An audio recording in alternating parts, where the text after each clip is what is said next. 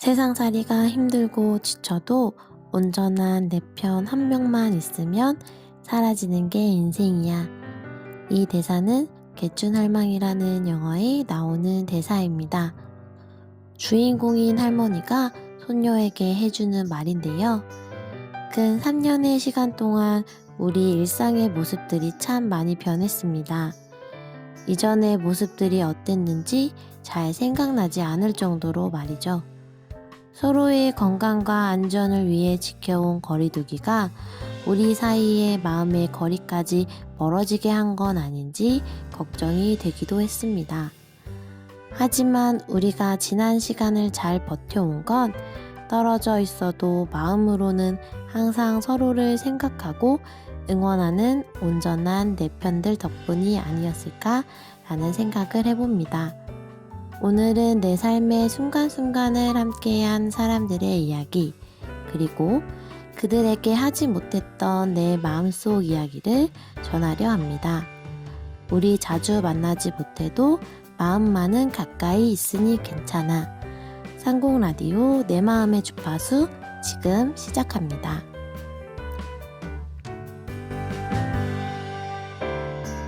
안녕하세요. 저는 상공노인문화센터의 강혜인 복지사입니다. 잘 지내고 계셨나요? 일상 속 평범한 안부를 묻는 말이지만 괜찮아, 잘 지내고 있어 라는 말에 안도하게 되는 요즘입니다. 그래도 하나둘 일상을 회복하려는 활기찬 움직임들이 보이고 있어 센터도 다시 어르신들과 함께할 더 많은 시간들을 기대하고 있습니다. 그 움직임의 시작으로 상공노인문화센터에서는 2022년 5월 가정의 달 이벤트를 준비했는데요. 나의 가족, 친구, 동료, 이웃 등 내 소중한 사람들에게 전하고 싶은 말과 소중한 사람들과 함께한 이야기가 담긴 사연을 센터에 보내주시면 이렇게 사연을 소개하고 선물을 드리는 이벤트입니다. 센터 회원분들뿐만 아니라 센터 회원의 가족분들도 신청해 주셔서 더 의미 있는 시간이었습니다. 총 25분의 회원분들과 가족분들이 사연을 신청해 주셨고 그중 5분을 선정하였습니다. 아쉽게 선정되지 못하신 분들도 계시지만 신청해 주신 모든 분들의 사연을 소개하고 소정의 선물도 드리니 상공라디오 내 마음의 주파수 끝까지 함께 해주세요. 그럼 우선 선정되신 5분의 사연을 먼저 소개합니다. 첫 번째 사연은 조호성 어머니의 사연입니다.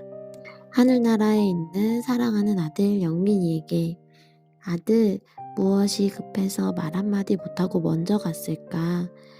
아들 간지 벌써 1년 2개월이 되었어. 세월이 참 빠르다. 엄마가 아들에게 편지로나마 미안한 마음을 전하고자 해. 엄마 머리부터 발끝까지 챙겨주고 휴대폰도 1년에 한 번씩 바꿔주던 아들. 아들이 떠난 날도 엄마 무릎 보호대를 택배로 받게 해서 엄마를 울렸어. 늘 해주고도 잔소리만 듣고 아들 미안하고 고맙고 감사해. 엄마 입원할 때마다 간호사 선생님한테 부탁해서 엄마 답답하다고 창가 쪽 병실을 준비해준 아들. 엄마가 아들 몸 마음 고생하게 해서 미안해. 아들 꿈을 한 달 앞두고 가버린 우리 아들. 회사에서 인정받고 사랑받으며 직원들, 주변 사람들 챙기느라 막상 아들에게 소홀한 것 같아 엄마는 마음이 아파. 그래도 아들이 하고픈 것 하고 살아줘서 고마워. 아들, 영민이 빈자리가 너무 크다. 아들이 엄마 우울증 걸린다고 사준 반려견 레오, 엄마의 지팡이 역할을 우리 레오가 하고 있어. 레오랑 열심히 다니다 보니 10월 센터 걷기 우수상도 탔어. 아들 영민아, 엄마 잘 지내고 있어. 아들 만나는 날까지 엄마 지켜줘. 아들 없으니 엄마 입원하는 일 없이 지켜주라. 아빠랑 레오도 지켜줘. 아들 너무 보고 싶다. 아들 안녕. 엄마가. 조우성 어머니께서 센터에 사연을 제출하러 오실 때도 레오와 함께 오셨는데요. 함께 다니시는 모습이 참 보기 좋더라고요. 곁에 있을 순 없지만 마음만은 항상 함께하고 싶은 아드님의 마음이 레오를 통해 전해지는 것 같습니다. 사연 보내주셔서 너무 감사드리고요. 어머님이 항상 행복하고 건강하시길 바라겠습니다. 두 번째 사연입니다. 이번 사연은 안병욱 어머니의 자녀분이신 양세비 님이 보내주신 사연인데요. 사랑하는 우리 엄마, 엄마에게 편지 정말 오랜만에 쓴다. 열심히 일하다가 이거 들으면 힘이 될 수 있을까 하는 마음에 편지를 보내. 엄마가 요즘 많이 아프고 힘들잖아. 엄마 평생 제일 몸이 힘든 시기인 것 같아. 항상 건강 잘 챙기고 운동도 열심히 하던 양반이 한순간에 이렇게 될 수 있다는 게 너무 기가 막히더라. 그래도 막내딸이 신경 많이 써서 그런지 점차 회복하는 게 보여서 정말 다행이라 생각해. 엄마가 아프니 생각도 많아지대. 나도 40대 중반을 바라보니 엄마는 40대 때 어땠지? 하는 생각이 들더라고. 그땐 내가 고등학생이었고 엄마는 엄청 멋진 전문직 여성이었는데 친구들이 다 부러워했었어. 엄마가 차로 학교 한번 데려다 주면 자신감이 뿜뿜하던 때가 있었는데 말이야. 엄마는 40대에서 바로 70대가 된 것 같아. 젊고 멋있었던 엄마가 갑자기 꼬부랑 할머니가 된 것 같아 엄청 속상하거든. 딸들 시집 잘 보내고 한참 놀러 다닐 시기에 또 손주들 키우고 딸들 시집 보내서 손주가 6이고 사위들까지 8명을 더 데려왔다고 얘기하면서 웃잖아.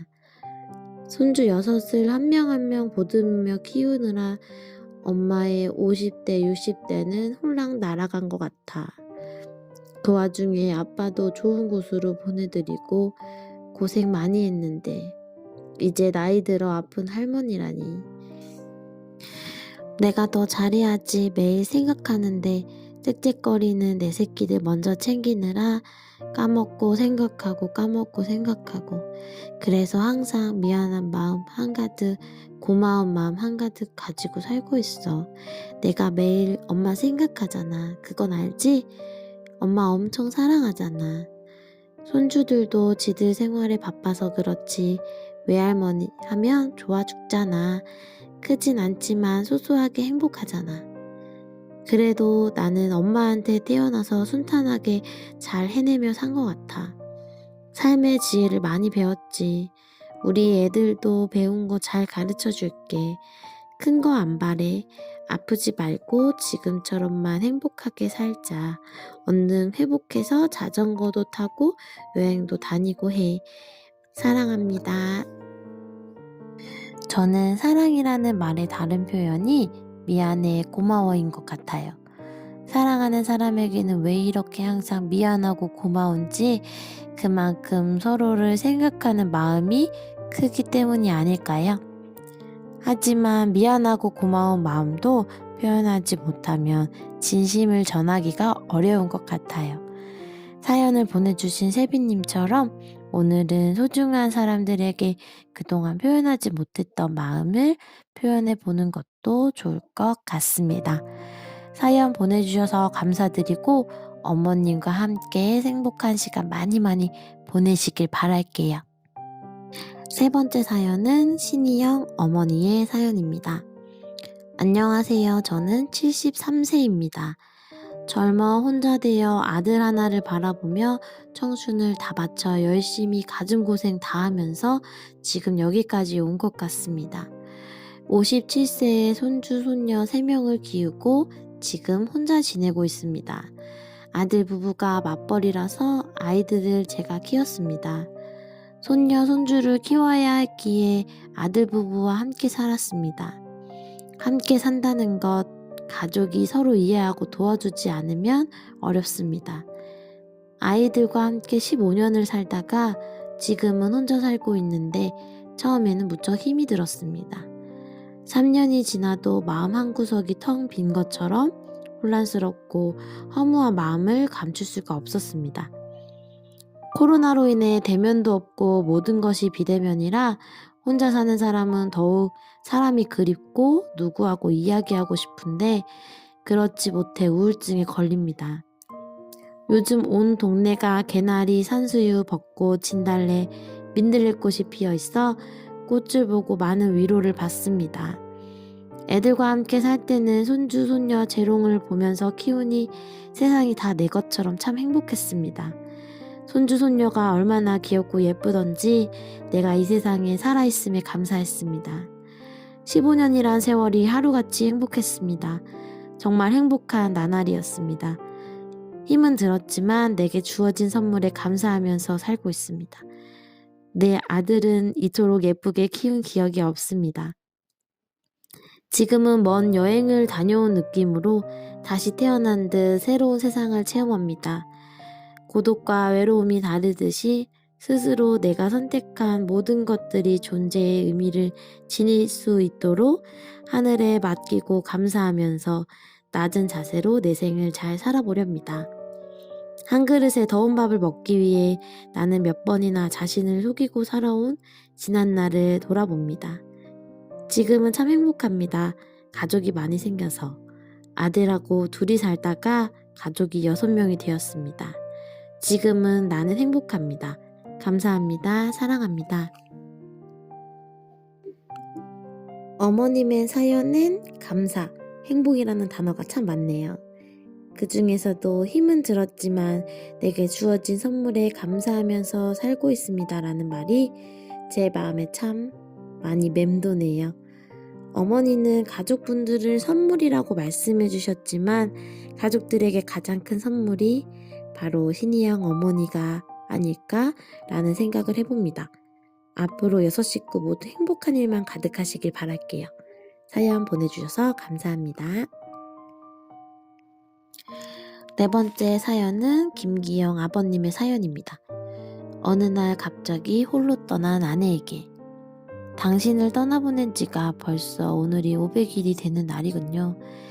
나는 가끔씩 아직도 당신이 지금도 옆방에 있는 것 같은 착각을 하기도 하는데 지지난해 추운 겨울날 추어탕이 먹고 싶다고 함께 추어탕 먹으러 갔다가 손잡고 돌아오는 길에 잠깐 손을 놓은 사이 넘어져 엉덩이 골절로 병원에 입원하고 퇴원으로는 그렇게 좋아하던 부부 둘만의 나들이를 전혀 하지 못하고 몇 달 동안 집안에서만 생활하면서 늘 자나깨나 옆에 있었던 당신인데 지금 거기 하늘나라에선 어떻게 잘 지내고 있는 건지 옛날 같으면 어린이날이라고 또 손주 생일이라고 할머니가 수첩에 빼곡히 적어놓은 날짜를 한 번도 빠뜨리지 않고 챙겨주었고 심지어 아들, 딸, 사위, 며느리 생일까지도 넉넉하진 않지만 그냥 지나친 일이 없는 당신은 지금 생각해보면 정말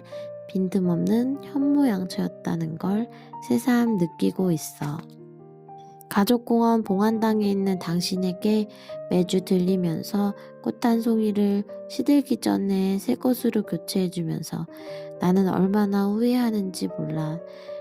왜 진작 같이 살면서 그 흔한 꽃 한 송이 못 사줬을까 하고 당신 생일이나 결혼기념일 같은 날 외식도 하고 선물도 하면서 꽃 선물은 어떻게 한 번도 못했는지 나 자신도 이해하기가 어려워. 그래서 그런지 미안한 마음에 매주 꽃 사들고 봉안당에 다녀와. 이제는 어리던 손녀 손자는 더 이상 어린이가 아니고 우리 부부가 대우받을 수 있는 어버이날이 며칠 안 남았는데 나 혼자는 아무런 의미도 기분도 나지 않아. 하지만 나는 아직 밥 잘 먹고 건강하게 잘 지내고 있으니 위에서는 걱정일랑 하지 마라. 오매불만 걱정하던 손주들도 모두 씩씩하게 잘들 있으니 거기서 편안하게 잘 지내기를 바랍니다. 2022년 4월 18일 당신의 남편 김기영 씀. 아버님이 매주 어머니께 선물하는 작은 꽃 한 송이에는 참 많은 마음들이 담겨 있는 것 같아요. 그동안 꽃 한 송이 선물해주지 못한 미안한 마음, 항상 가족들을 먼저 생각해 주어서 고마웠던 마음, 그리고 우리는 잘 지내고 있으니 걱정하지 말라는 그리운 마음, 아버님의 마음꽃 한 송이가 어머니께 잘 전달되었을 거예요. 사연 보내주셔서 감사합니다. 항상 건강하세요. 선정된 사연 중 마지막 사연인 이점숙 어머니의 사연입니다. 보약 같은 나의 손녀 민경이에게 아들만 새 키우다가 손녀 출산 소식을 듣고 한 걸음에 달려가니 눈코입이 아주 예쁜 아기를 보고 할아버지는 미스 코리아 감이라고 좋아하셨고 나도 기뻤어. 예쁜 아기가 매주 토요일에 와서 일요일에 가는데 우유 한 통 먹이면 보채 본 적 없이 할머니하고도 착하게 잘 자고 잘 놀았지. 조금 더 자라서는 집에 갈 때 빠이빠이 하고 손 흔들면 엘리베이터에서 톡 튀어나와서는 할머니와 산다고 안 간다고 같이 가자고 하면서 할머니 할머니 하고 우는 소리가 귀에 들려 짠하면서도 나를 따르는 네가 너무 좋고 어찌나 예쁘던지. 할아버지께서 병환이 위중하셔서 병원에 면회를 갔을 때 중환자실로 이동하는 모습을 보고 우리 할아버지 불쌍하다고 어찌나 슬프게 우는지 간호사 선생님이 너를 가운으로 싸서 중환자실에 들어가 할아버지를 보여주며 달래주었지. 어린 것이 착하고 예쁜데 정도 많아 가족은 물론 친지들에게도 기원받으며 항상 나의 자랑이었어. 엄마 아빠의 착한 딸로 잘 자랐고 아빠가 정년퇴임 후 수원에서 오래 살아 정들었을 텐데 할머니가 혼자 사는 부평집으로 들어와서는 대학을 졸업 후 모 대기업에 근무하여 기숙사 생활을 하면서도 매주 금요일 저녁에 와서 할머니 방문 열고 다녀왔어요 하면 몸이 편하지 않아 누워있다가도 손녀를 보는 순간 벌떡 일어나면서 생기가 나는데 할머니 생각해서 맛있는 간식도 가지고 와서 이건 할머니 거 하고 내놓으면 세상을 다 얻는 것 같이 기쁘고 새삼 뿌듯해. 월요일 5시 출근하니까 일요일 밤에 잠들기 전에 내 방으로 들어와서는 금요일에 올게요 하고 한번 안아주면 보약을 먹은 느낌. 보약 같은 손녀. 지금처럼 직장에 충실하여 그곳에서 꼭 필요한 일꾼이 되도록 노력하며 좋은 남자 만나 가정 꾸리고 너같이 착한 아이 낳고 행복하게 살기를 기원할게. 민경이를 사랑하는 할머니가. 세상에 나를 보약이라고 표현해 줄 수 있는 사람이 있다는 건 참 감사하고 행복한 일인 것 같아요. 할머니의 눈으로 본 손녀의 모습이 잘 담겨있는 편지를 읽으며 서로 얼마나 사랑하는지 온전히 느낄 수 있었습니다. 앞으로 두 분 보약 같은 시간 함께 보내며 건강하고 행복하시길 바라겠습니다. 사연 보내주셔서 감사합니다. 이렇게 선정되신 5분의 사연을 모두 읽어드렸는데요. 누군가에게 말로든 글이든 마음을 표현하는 것이 참 쉽지 않은데 이렇게 마음을 담은 귀한 사연들 보내주셔서 정말 감사합니다. 선정되신 5분께는 센터에서 개별적으로 연락을 드릴 예정이니 연락 받으신 후에 센터에 방문하셔서 선물을 받아가시면 됩니다. 선정되신 분들 모두 축하드립니다. 자, 이제 다음 사연을 소개해 볼까요? 다음은 전현식 어머니께서 보내주신 사연입니다. 춘삼월의 안부 그립습니다. 오늘은 화사한 봄을 맞이하고 싶네요. 시끄럽게 지저귀는 새들의 노랫소리에 그리움이 가슴에 일렁입니다. 보고 싶다. 세상이 아무리 어수선해도 자연의 법칙은 말없이 돌아오고 메마른 가지에 물이 오르내리고 웅변꽃 미소 지으며 내 마음 반겨주네요. 저만큼에서 아지랑이 설레는 그리움만 안겨주네요. 꽃 피고 새우는 봄은 왔건만 한 번 가신 그님은 소식도 없고 어디에서 어떻게 지내십니까? 나는 오늘 주소 없는 그님에게 안부를 전해봅니다. 사랑했던 님, 이승에서는 신종 바이러스 코로나19란 전염병 때문에 마스크 쓰고 거리 두기, 방역 수칙으로 인정이 메말라가고 있어요. 저승은 요즘은 어떠신가요? 이승에는 코로나로 죽어 저승을 찾으니 조심하고 또 조심하시어 크나큰 대업을 이루고 먼 훗날 우리가 다시 만나는 그날까지 건강한 영혼이시기를 빕니다. 영원히 사랑합니다. 동반자 전현식 드림. 사랑의 마음은 걱정하는 마음에서 시작되기도 하는 것 같아요. 슬프진 않을까, 아프진 않을까, 고민이 생긴 건 아닐까 하는 마음들. 아버님을 걱정하고 그리워하는 어머님의 마음이 느껴지는 편지인 것 같습니다. 아버님께도 이 마음이 전달되었을 거예요. 사연 보내주셔서 감사합니다. 항상 건강하세요. 다음은 박숙희 어머니의 사연입니다. 어느 할머니의 인생 이야기. 저는 60년대 흑백TV도 흔하지 않던 그 시절에 남산에 있는 KBS-TV 어린이 합창단 소속이었습니다. 학교를 졸업하고 엘리트 남편과 결혼하고 첫 아들을 낳았습니다. 세상이 나를 위해 있는 것 같았고 사는 것이 만만했습니다. 그런 저에게 발달장애 2급의 첫 아들은 너무나 고통스러웠습니다. 감추고 싶었고 저 자신도 소심해졌고 사람 만나는 것이 싫어서 새벽 미사만 다녔고 세상 밖으로 나가기 싫었습니다. 그리고 아들이 29살 때 백혈병을 앓았고 저는 하느님을 원망했습니다. 1년 동안 입퇴원을 반복하고 항암 치료와 3번의 골수검사, 5년의 약 복용, 현재 43살이니 10여 년 전의 일이지요. 그렇게 힘든 세월을 보내면서도 딸과 막내 아들을 보며 그나마 행복감을 느낄 수 있었습니다. 제 나이 65세 때 아들을 위해서 사회복지사 공부를 시작하기로 결심했습니다. 만약 아들이 어느 시설이라도 들어갈 때 제가 사회복지사 자격증이 있으면 같이 들어갈 수 있지 않을까 하는 생각을 하고 인터넷으로 2년 공부를 시작하고 계양구에 있는 푸른빛 재가노인 복지센터에 실습을 나갔습니다. 하루 8시간씩 3주간 실습을 마쳤습니다. 그리고 사회복지사 공부 중에 봉사도 해야겠다 생각하고 상공노인문화센터에 점심 배식을 1년 동안 봉사했습니다. 2018년 67세에 사회복지사 자격증을 땄습니다. 그 전에 요양보호사, 장애인 활동보조인 자격증도 취득했습니다. 지금 70을 바라보는 나이에 아들을 어린 친구라 생각하고 남편과 잘 지내고 있습니다.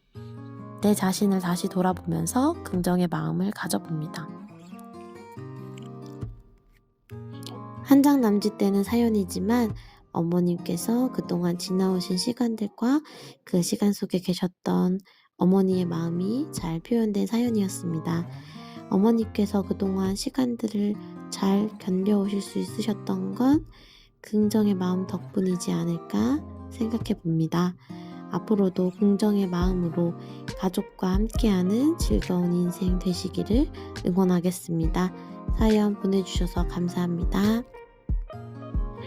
다음은 박선자 어머니께서 보내주신 편지인데요. 손선숙 보고 싶다. 나 기억하니? 선자 언니야. 나이를 먹으니까 친구가 그립다. 너 하나아파트에 살고 나 현대아파트에 살 때 술친구 좋았는데 아직도 볼링은 잘 치고 있니? 어느 순간 14년이 지나버렸네. 보고 싶다.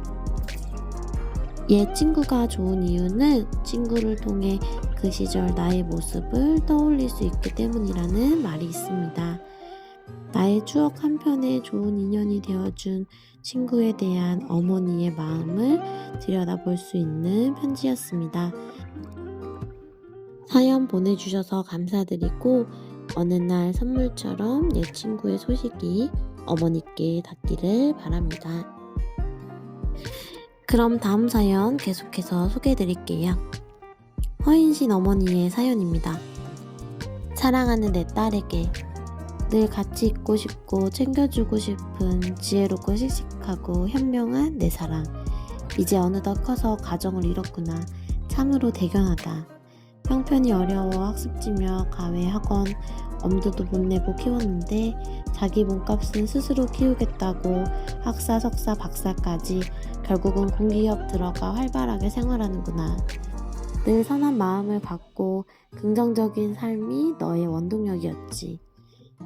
세상이 내게 등 돌렸나 원망하며 살 때도 있었고 무탈하게만 지내도 다행이라는 소박한 꿈을 가지고 널 키웠는데 이젠 콩떡같이 얘기해도 찰떡같이 알아듣는 작은 거인이 되어 늙은 어미를 돌봐주며 거창한 삶은 아니지만 소박하면서도 단단한 삶을 살고 있구나.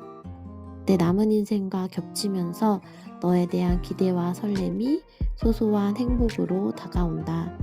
평생 고운 신부로 또한 사회에 필요한 사람이 되어라. 4월 어느 화창한 봄날에 어미가 자식에게 글을 남긴다. 따님에 대한 기특하고 자랑스러운 마음이 담긴 엄마의 편지네요. 늘 같이 있고 싶고 챙겨주고 싶은 지혜롭고 씩씩하고 현명한 내 사랑. 이 문구에 왜 이렇게 코끝이 찡해지는지 누군가의 딸이고 누군가의 엄마인 모든 사람들도 저와 같은 마음이지 않을까 싶습니다. 어머니의 마음이 따님에게도 잘 전달되었길 바라봅니다. 사연 보내주셔서 감사합니다. 다음은 구효숙 어머니께서 보내주신 사연입니다. 그리운 아버지께. 아버지, 앞산의 진달래가 온 산을 뒤덮었네요. 개구리가 개굴대고 우리 큰 밭을 풀매노라면 소쩍새 울어대며 날은 저물어 오고 어서 집에 가고픈 그날, 그 긴긴 봄날 보릿고개를 짠짐으로 버티고 여름이면 고기잡이배 큰 배로 잡은 고기를 3번씩이나 교회 동산으로 옮겨 메기, 붕어, 가물치를 40세대가 재미뽑기에서 나눠 먹던 그 여름. 추석 밤이면 강강술래를 소리 높여 불렀던 그 금잔디 깔린 동산도 여전히 있고 그 옆에 큰 참나무에 울던 매미도 올 여름이면 또 울 텐데 우리 엄마 아버지만 먼 곳에 계시고 못 오시네요. 가만히 새끼 꼬아 짜던 유년기 인삼밭에서 15년을 일했는데 우리 아버진 우리에게 인삼 한 뿌리를 왜 못 해주셨을까? 나는 그렇게 안 살아야지 하며 살아온 세월도 벌써 79개가 됐어요.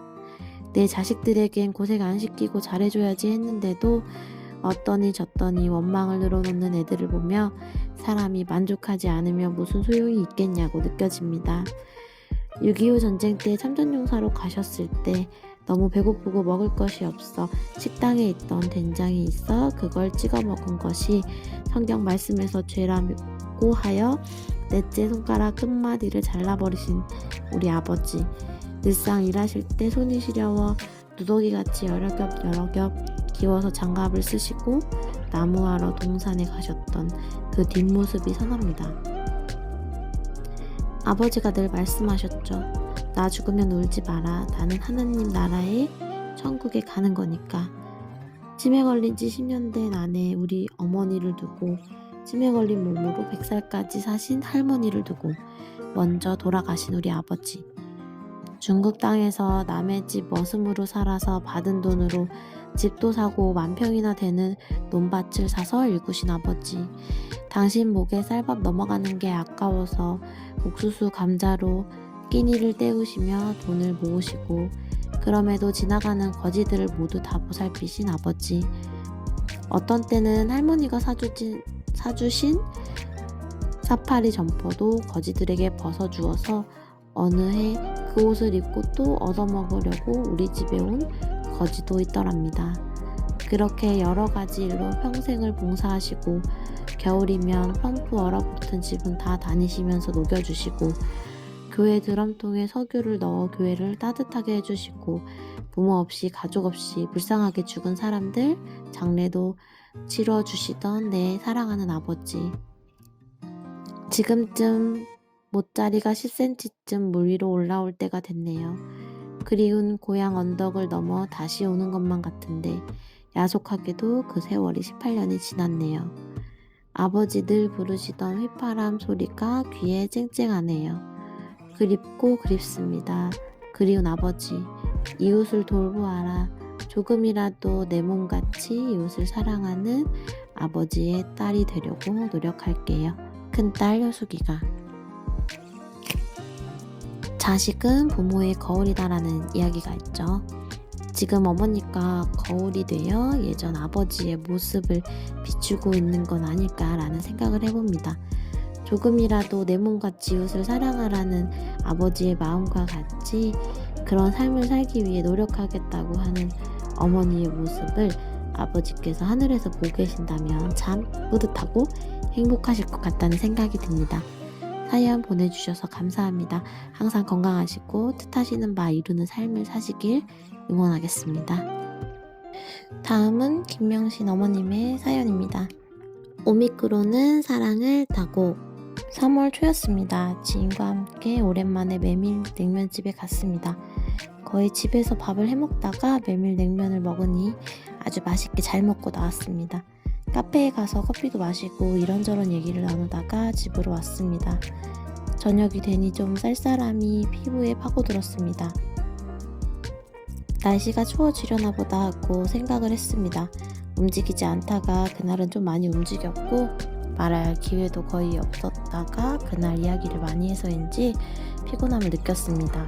밖에 나갔다가 왔으니 소금물로 가글을 하고 샤워를 한 다음 일찍 자리에 누워 잠이 들었습니다. 그러다가 눈이 떠졌는데 몸에 온 근육이 아파오기 시작했습니다.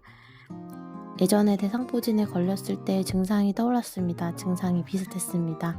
대상포진에 걸렸을 때처럼 아픈 것은 아니지만 그래도 근육이 몹시 아팠습니다. 순간 이상한 생각이 들어서 이마에 손을 대고 열이 있는지 확인했지만 열은 없었습니다. 하룻밤 자고 나면 괜찮겠지 하는 생각으로 그날 밤을 그럭저럭 보내고 일어났는데 목이 팍 잠겼던 것입니다. 남편은 머리가 너무 아프다고 했습니다. 서로 열은 없는 상태라서 증상이 다르니 이게 뭐지? 하고 인터넷을 검색했더니 오미크론 증상이 여러 가지로 나와 있었습니다.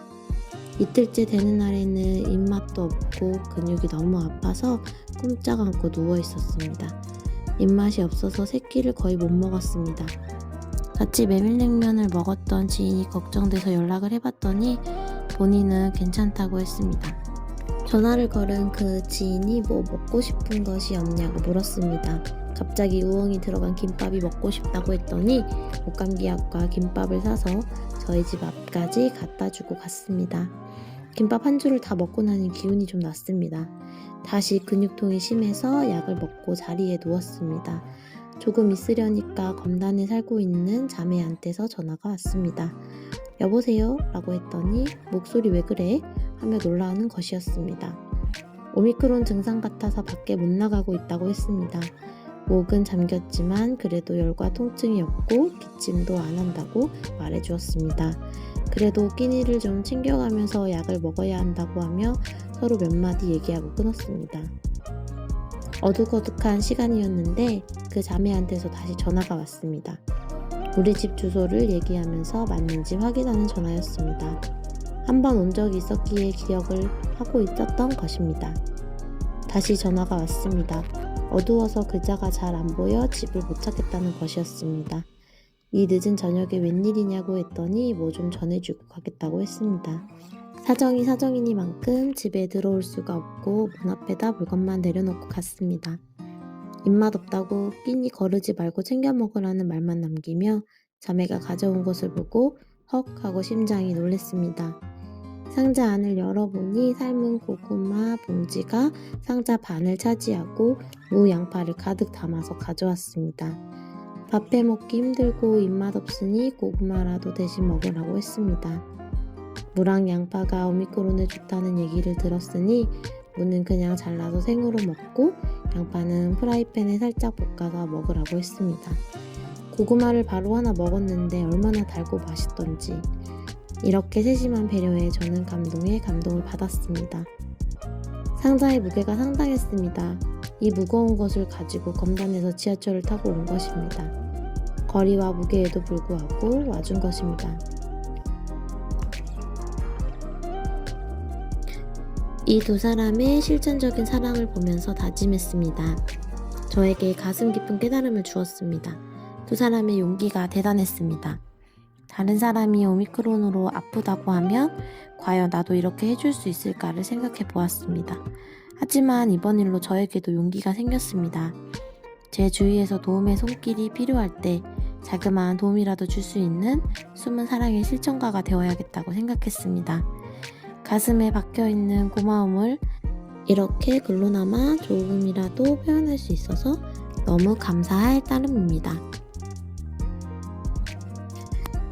일상 속 많은 변화들이 있었던 요즘, 뜻하지 않았던 변화들로 상처받고 우울하고 무기력해지기도 하지만 그 속에서도 굳건히 남아있는 마음들 덕분에 또 기운을 내고 하루를 살아갈 수 있는 게 아닐까 라는 생각을 해봅니다. 어머니의 지인분들께서 나눠주신 사랑과 배려가 김명신 어머니를 통해 또 다른 분들께 전달되는 계기가 되길 바랍니다. 사연 보내주셔서 감사합니다. 그 다음은 홍은표 어머니가 보내주신 사연입니다. 매화꽃 그늘에서 부르던 노래. 새벽이다. 어둠이 채 가시지 않았는데 비는 부슬부슬 내리고 있다. 친구와 섬진강 매화축제에 가기로 한 날이었다. 추억이 생각나 같이 갔던 친구와 봄나들이를 약속했다. 4년 전 칠갑산 청량호수의 출렁다리를 목표로 계획도 없이 무작정 떠나던 그날도 봄비가 촉촉히 내렸었다. 긴 겨울을 벗어나 목마르던 온갖 식물들이 봄비의 환호를 지르며 솟아나던 봄비가 내리는 아침이었다. 4, 5일 전에 이 비가 내렸으면 울산에 어마어마하게 크게 났던 산불을 쉽게 끌 수 있었으리라. 아쉬운 인간의 욕심은 지울 수가 없구나. 무한한 자연의 섭리에 가슴이 뛴다. 오늘은 제발 비가 멈춰주길 바라는 마음이 간절하다.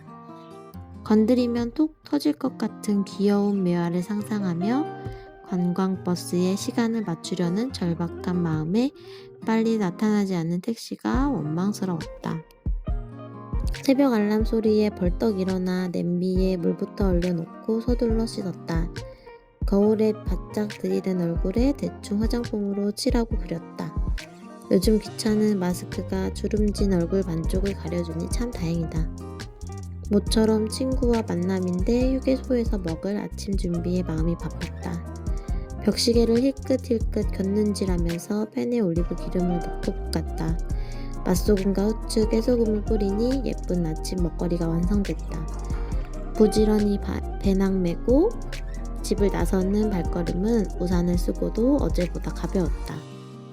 이윽고 새벽 공기를 가르며 출발한 어두운 차창 밖으로 가로등을 비껴가는 눈비가 시선을 그어댄다.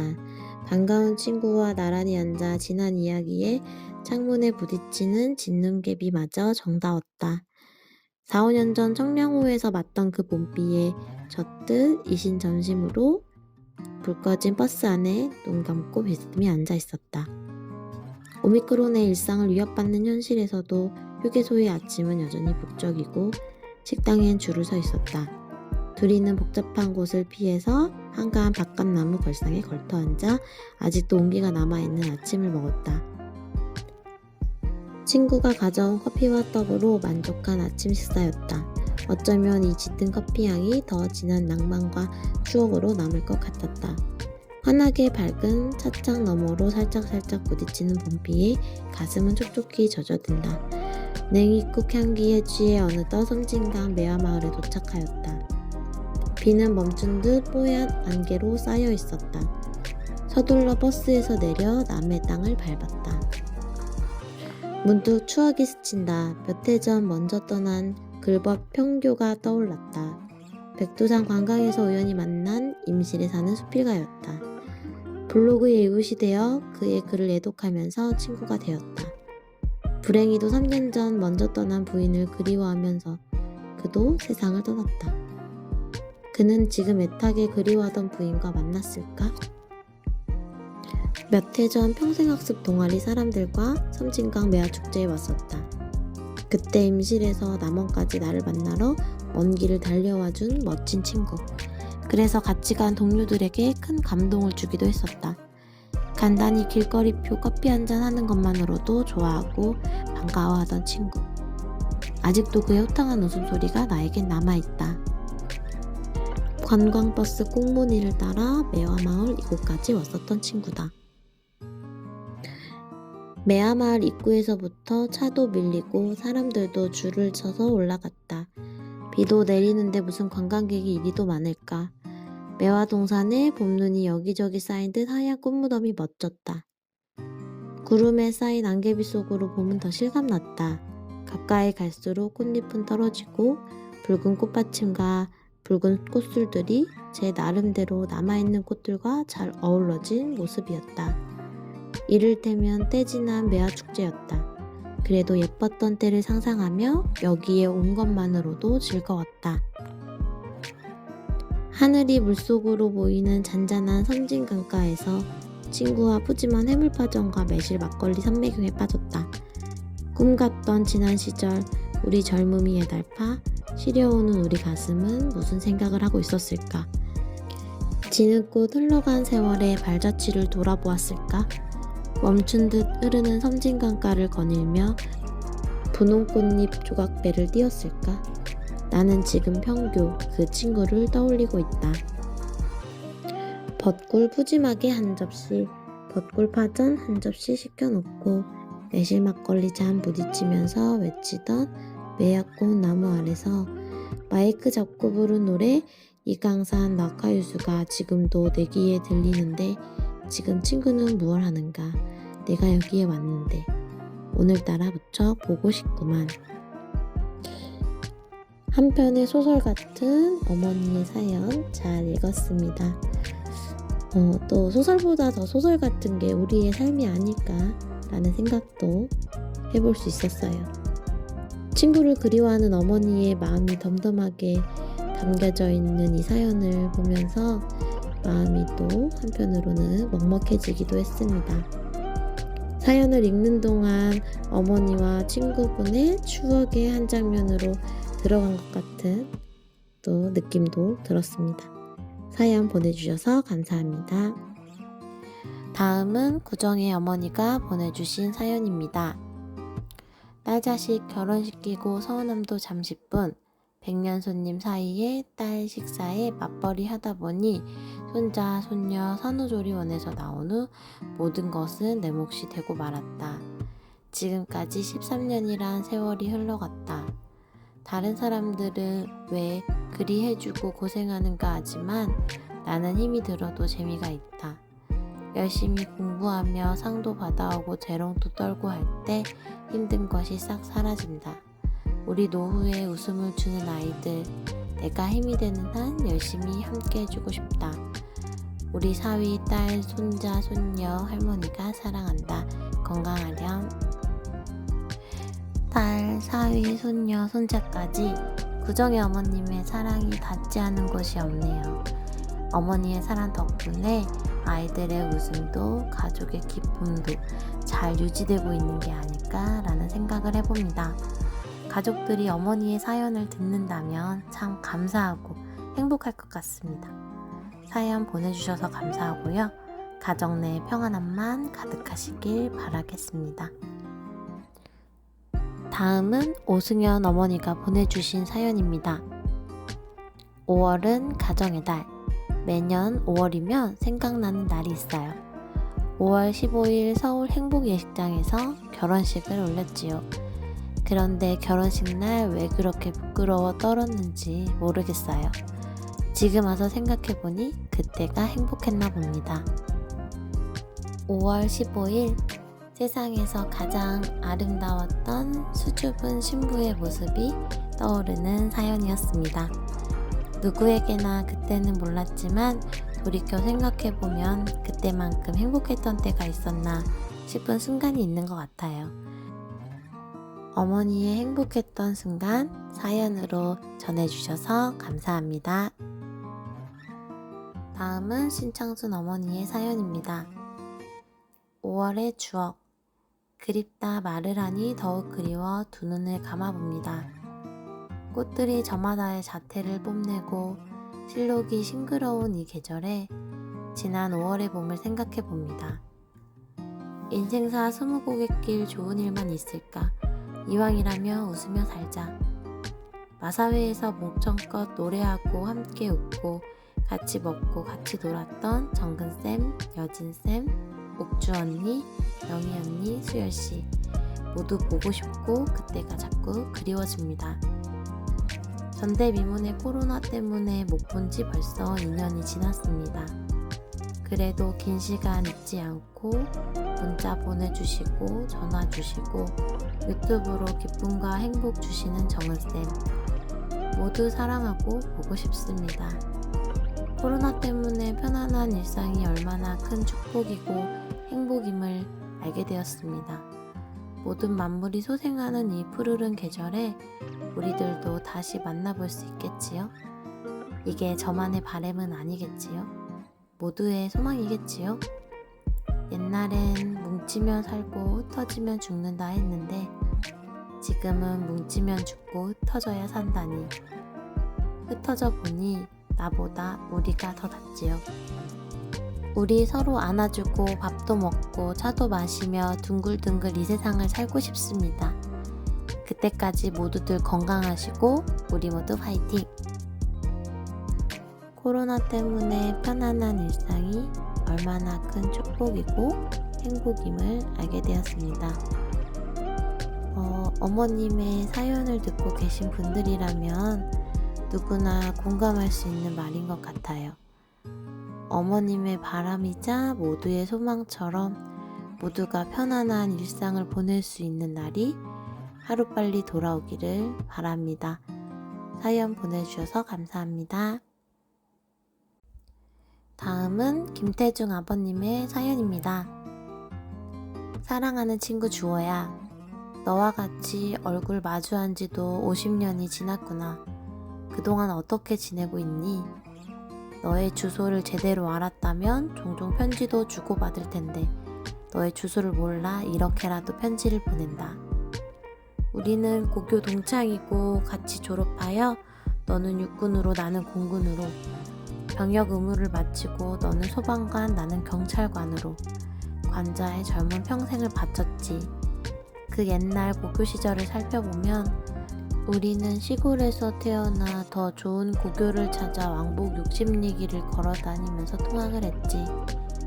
비포장길 왕복 60리를 걷다 보면 매일 새벽 5시에 일어나 보리밥, 도시락, 책가방을 등에 메고 학교에 도착하면 피곤해서 수업 시간에 녹아 떨어져 선생님께 야단 맞은 적도 많았지. 그러나 우리는 악착같이 공부하여 나는 총학생회장, 대대장, 체육부장, 부위원장, 반장까지 했고 너도 너의 반 반장까지 하여 고생한 보람이 있었지. 3학년 때는 학교 점수를 많이 받기 위해 너와 같이 진주, 산골, 물 내려가는 계곡 근처에 자취방을 세내어 1년간 매일 밥해 먹던 기억을 더듬어 보면 우스운 일도 많았지. 자취생활 반찬은 매일 김치와 된장국이었지만 그것이면 꿀맛 아니던가.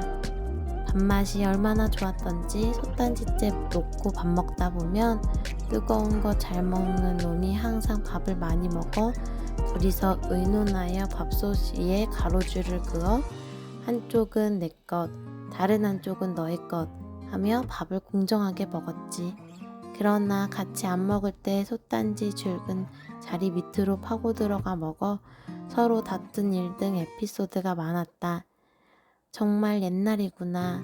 그래, 지금은 어디 살고 있니?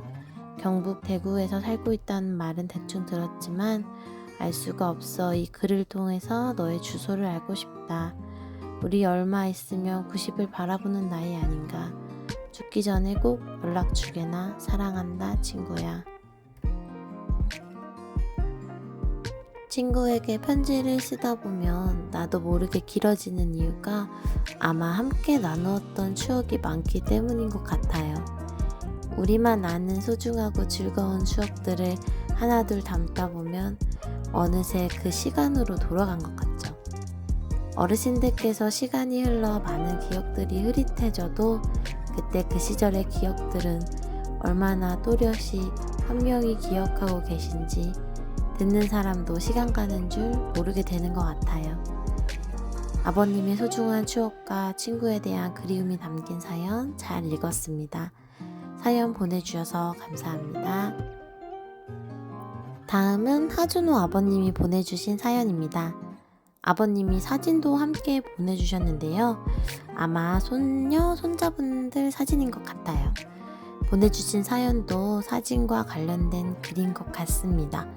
그럼 사연 읽어드릴게요. 셋째가 태어나서 50일이 지났습니다. 그동안 너무 어려서 맘대로 안지 못했던 큰아이 사랑이가 모처럼 막내 윤희를 안아봤습니다. 둘째 한이는 뭐가 신나는지 손을 치켜들고 환호성을 지릅니다. 초등학교 3학년인 사랑이는 막내를 끔찍이도 좋아합니다. 모처럼 셋이 모여있는 순간 사진 한 컷 찍어봅니다. 큰 외손녀 김사랑, 둘째 김한, 셋째 김윤, 이렇게 셋이 모였습니다. 할아버지의 눈에 담긴 아이들의 해맑은 모습이 사진에 그대로 담겨있네요. 이 사진은 가정의 달 사진전에서 볼 수 있으니 센터에 방문하셔서 사연을 떠올리며 관람하셔도 좋을 것 같아요. 사연 보내주셔서 감사드리고 사랑이와 한이, 윤희와 함께 앞으로 더 행복한 추억 많이 만드시길 바랄게요. 건강하세요. 띵동, 메시지가 도착했습니다. 이번 사연은 김미라 어머니의 자녀분이신 송지연님께서 보내주신 사연인데요. 제가 읽어드릴게요. 엄마, 매일 상국노인문화센터도 출근해야 하는데 늘 아침 일찍 일어나서 가족들 아침밥 차려주고 저녁도 차려주느라 너무 고생인 우리 엄마. 항상 고마워. 건강이 최고니까 아프지 말고 젊게 살자. 엄마 I love you. 항상 곁에 있기 때문에 가족의 소중함을 잠시 잊고 지낼 때가 많은데요.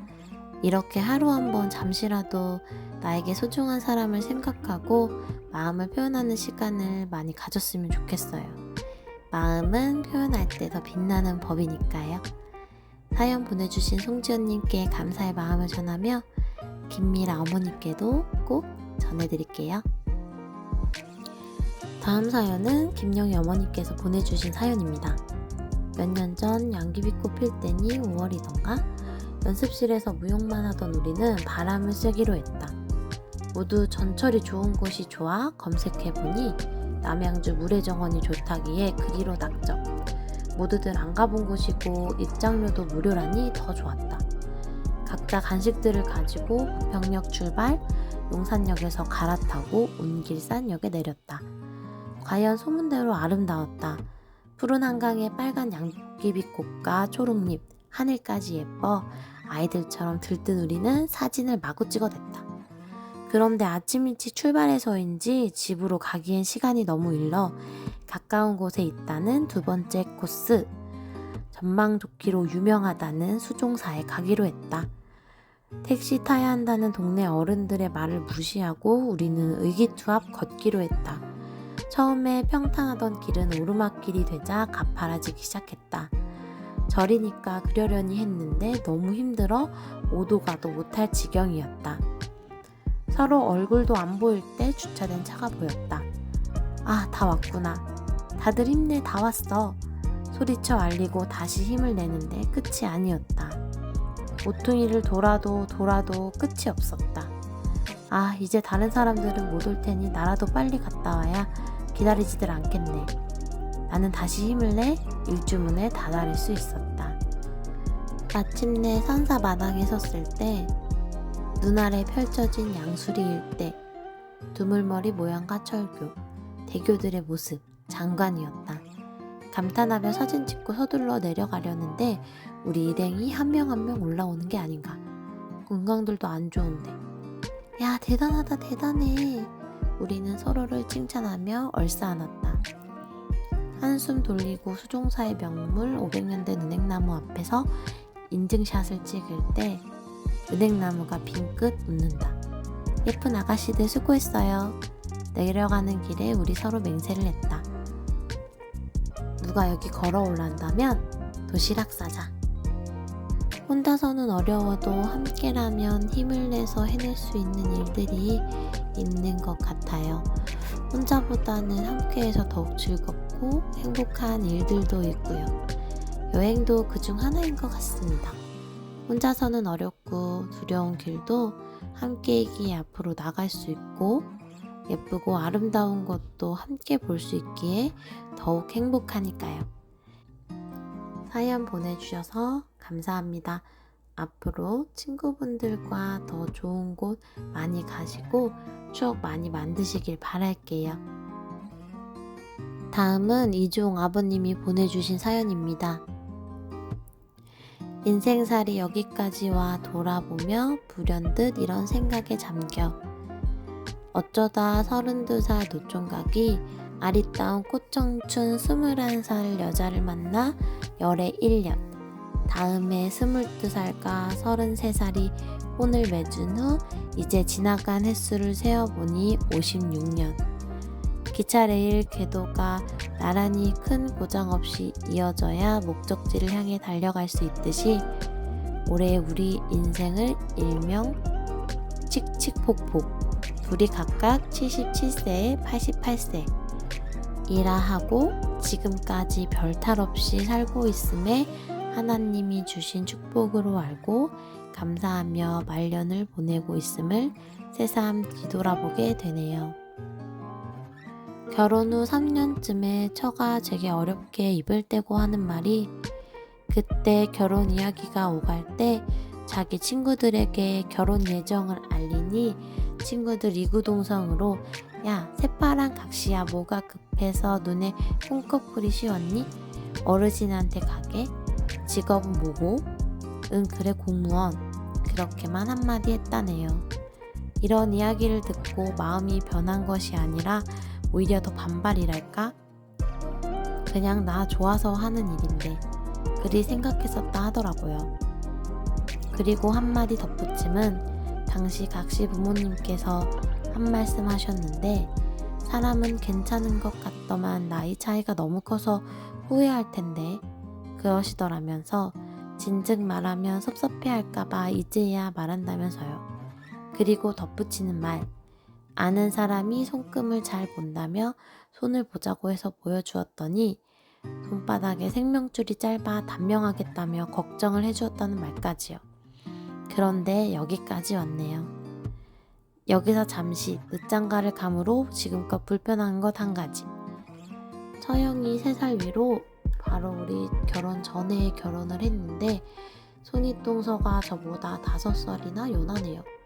하지만 손윗동서라 호칭을 각별히 형님이라고 했는데 동서가 해라를 못하고 높임말을 힘들어하고 하다 보니 지금까지도 어색하고 그리고 결혼 다시 하라면 적당히 맞는 나이로 함이 좋을 듯 하다 그런 생각이 들기도 하네요. 저가 60 전후에서 초등학교 동창 모임에 나가더니 동기 졸업생 60명 중 20명이 참석 중에 남자 14명, 여자 6명인데 저를 제외한 여자 5명이 모두 과부이고 제처만 부부가 살아있다며 모두 너는 어쩌다 노총각을 만나고도 지금까지 부부 삶이냐 부럽다 신랑도 잘 계시고 그런 인사를 받았다며 깔깔대며 웃었던 날이 있었지요. 부도 명예도 모두 없는 세월 속 말년의 삶에 만일 의학이 발달이 없었다면 저도 60세 되던 해 협심증으로 이 세상에 없었을지도 모를 터인데 올해로 부부가 77세에 88세를 맞고 여기까지 살아있어 보니 세상은 요지경소. 우리 부부가 하나로 될 때부터 연수를 계산해 보니 22살, 33살에 만나 그동안 쌍쌍수로 지나온 게 33, 44, 44, 55, 55, 66, 66, 77, 77, 88, 6회째 만나며 드디어 만 55년의 부부 삶. 쌍쌍수로 만났고 올해로 77세, 88세 칙칙폭폭 기차 인생을 살고 있다. 그렇게 표현해 보네요. 기차 레일은 끝까지 나란히 가는 게 원리라기에 그래서 사랑하는 처에게 어느 날 물어보았지요. 기왕 만나 칙칙폭폭 인생까지 살고 있다가 언제 갈지 모르지만 갈 때도 같이 갈 의향이 없느냐고요. 한마디로 그럴 수 없다네요. 내가 간 다음에 자신도 나만큼 세상에 더 있다가 따라오겠다네요. 그냥 한번 지나온 세상 돌아보며 오늘 하루도 웃고 넘어가 보자고요. 그리고 사시는 동안 모두 행복하세요. 어머님과 아버님께서 함께 살아오신 시간을 기차 인생으로 표현하니 참 재밌네요. 끝까지 나란히 가는 기차 레일처럼 앞으로도 나란히 인생을 함께 걸으시면서 좋은 추억 많이 만드셨으면 좋겠습니다. 사연 보내주셔서 감사합니다. 다음은 기봉호 아버님의 사연입니다. 호시절, 주말에 딸내가 집에 왔다. 손자 녀석이 거실에 놓인 사진을 보며 할아버지 이 사람 누구야? 라고 한다. 응, 할아버지야. 하니 근데 머리가 까매? 라고 묻는다. 응, 그때는 까맸지. 라고 답했다. 손자에게는 나는 처음부터 할아버지였지 라는 생각에 헛헛한 웃음이 새어나왔다. 40년 전 나에게도 풋풋했던 시절이 있었다. 지금의 아내를 만나 아름다운 미래를 꿈꾸던 시절, 회사에서 밤까지 열정적으로 일하던 시절, 아들, 딸 낳아 아이들 웃음소리에 한없이 행복했던 시절, 그 시절을 지나와 보니 어느새 머리에 흰눈이 내렸다. 나는 백발 할아버지가 되었지만 지금도 여전히 좋은 시절이다. 손주들 재롱에 웃음이 피어나고 오랜 벗들과 함께 지난 추억을 회상하고 먼 산을 바라보며 사색에 잠길 수 있는 평안한 시절, 지금이 바로 시절이다. 거실에 놓인 사진 옆에 또 하나의 사진을 놓아야겠다. 귀여운 손주들과 함께 찍은 가족 사진을. 사람들에게 원하는 시절로 돌아갈 수 있는 기회가 주어져 내 마음대로 돌아갈 수 있다면 언제로 돌아가고 싶은지 물었을 때 의외로 많은 사람들이 지금이 가장 좋다고 답변했다고 해요. 빛났던 청춘도 화려했던 그 시절도 아닌 지금이요. 그 이유가 아버님이 보내주신 사연에 아주 잘 나와 있는 것 같아요. 사연 보내주셔서 감사하고요. 가족과 함께하는 아버님의 호시절이 계속되기를 바랄게요. 다음은 정태수 어머니께서 보내주신 사연입니다. 여보, 우리가 결혼한 지 어느덧 40년이라는 긴 세월이 지났네요. 어렵고 힘들었던 시기에 인연이 되어 제2의 인생길을 걸어온 지난날을 생각하니 감회가 새롭네요. 여보, 우리도 벌써 이마에 주름이 깊어지고 반배기가 되어가는군요. 우리가 지금까지 살아오면서 힘들고 어렵고 괴로운 일, 즐거운 일 함께하면서 여기까지 무탈하게 지내온 것 감사하게 생각합니다. 그동안 우리의 아들, 딸이 바르게 잘 자라 이제 결혼하여 한 가정을 이루었고 귀여운 손자, 손녀의 재롱을 보면서 무척이나 즐거웠습니다. 거실에 걸려있는 우리 젊었을 적 결혼사진을 보면서 손주들에게 할아버지, 할머니의 결혼 이야기를 들려주니 손주들이 신기하다며 놀라는 모습을 보며 너희도 먼 미래에 할아버지, 할머니가 된다고 얘기해 주었습니다. 이것이 가정의 즐거움이고 행복이 아닌가 생각되네요. 지금 같지만 영원히 화목하고 행복한 가정이 되기를 빌어봅니다. 어머님의 삶의 아버님이, 아버님의 삶의 어머님이, 그리고 두 분의 삶엔 자녀분들이 있어서 서로에게 힘이 되고 행복을 주기도 하는 것 같아요. 두 분이 걸어온 지난날은 그냥 흘러간 날이 아닌 오늘의 화목하고 행복한 가정을 이루기 위한 날들이었다는 것을 알고 계실 거라고 생각합니다. 사연 보내주셔서 감사하고요. 오늘도 가족과 함께 행복한 하루 되시길 바랄게요. 다음은 이정순 어머니의 사연입니다. 저의 74번째 생일은 4월 13일 수요일이에요. 청라에 사는 큰아들네가 주말인 4월 10일에 집에서 갈비와 전, 잡채를 하고 작은아들네와 가족 모두를 초청해서 저녁 식사를 맛있게 먹었어요. 저녁을 먹고 케이크를 자르고 함께 청라공원으로 나가 걸으면서 꽃구경과 호수공원을 구경하고 큰 아이네랑 작은 아이네랑 생일 축하금도 챙겨주어서 잘 받고 즐겁게 자식들과 보냈습니다. 이럴 때 자식 키운 보람을 느끼며 마음이 뿌듯함을 느낍니다. 이정순 어머니, 가족들과 함께 즐거운 생신 보내셨나요? 가족들과 함께해서 더 즐겁고 행복한 생신을 보내셨길 바라며 앞으로 더 많은 시간을 함께 보내고 추억도 만들 수 있기를 바라겠습니다. 그러기 위해서 무엇보다 건강하셔야 되는 거 아시죠? 사연 보내주셔서 감사드리고요. 늦었지만 생일 축하드립니다. 마지막으로 오광순 어머니와 박영월 어머니께서 보내주신 글을 소개하도록 하겠습니다. 요즘은 가족의 형태가 참 다양해진 것 같아요. 피를 나눈 형제나 한 집에서 사는 식구가 아니더라도 서로를 걱정하고 위하고 함께하는 내 삶의 중요한 인연들이라면 그들도 모두 나의 가족이 될 수 있으니까요.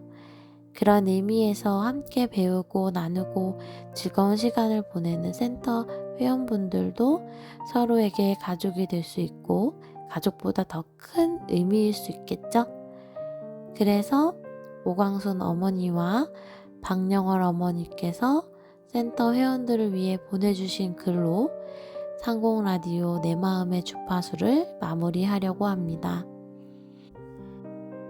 사연을 보내주신 모든 회원분들과 가족분들께 다시 한번 감사의 마음을 전하며 여러분 덕분에 올해도 행복한 5월이었습니다. 오광순 어머니가 감사합니다. 보내주신 글입니다.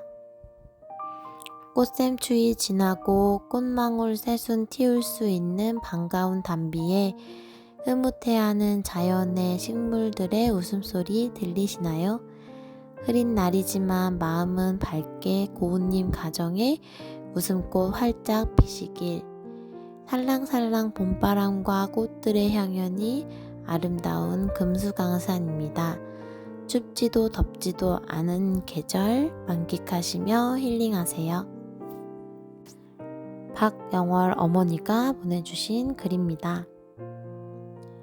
세상에서 가장 값진 것은 우정이며 의리를 지킬 줄 아는 친구이자 동반자인 내 친구.